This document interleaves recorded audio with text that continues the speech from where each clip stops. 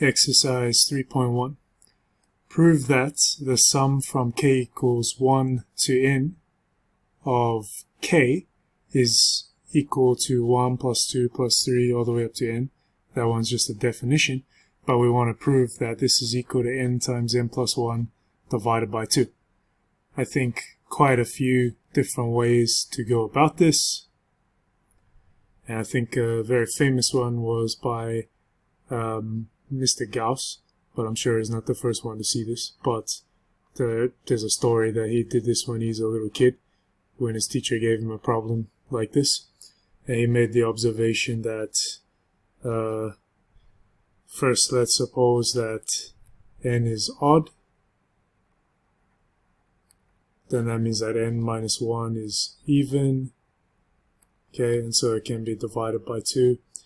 And then if you take 1, so, well, just to write this out, we got 1 plus 2 plus 3 all the way up to n minus 3, n minus 2, n minus 1.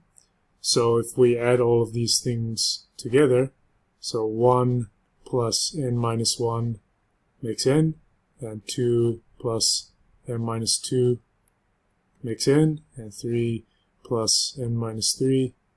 You get the idea. So adding all these things together, it's just going to be n times, and then we have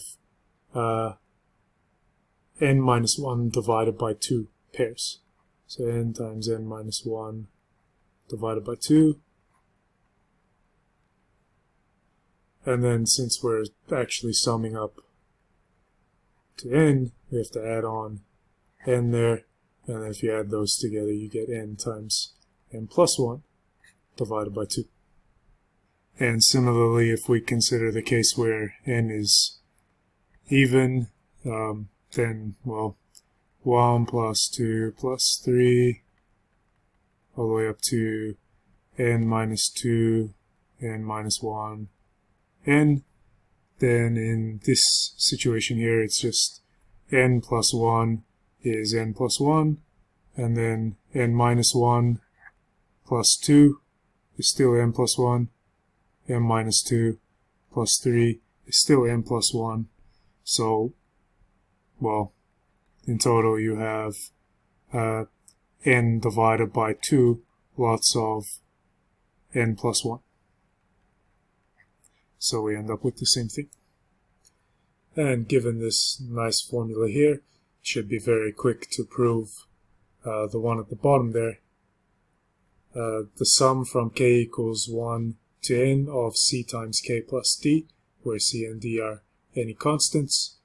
Well, really you just have to know what this whole sum actually means. So we're starting from k equals 1, and then k equals 2, k equals 3, and then we finish at k equals n, and we just add them all together. So it would look like this: c times 1 plus d plus c times 2 plus d plus c times 3 plus d, and so on all the way up to the last term, which would be c times n plus d. And then, of course, simplifying that, we can tell that we have 1 plus 2 plus 3 all the way up to n, lots of c, plus, well, 1, 2, 3, all the way up to n lots of d.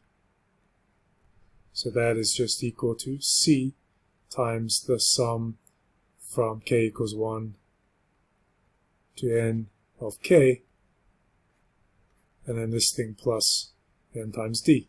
And we know that the sum from k equals 1 to n of k, we figured it out before, it was this thing here. So it's going to be c times n plus 1 divided by 2 plus n times d, and then from there we just simplify it to well, exactly what's there: c times n plus 1 plus 2nd divided by 2. So, nothing particularly challenging so far.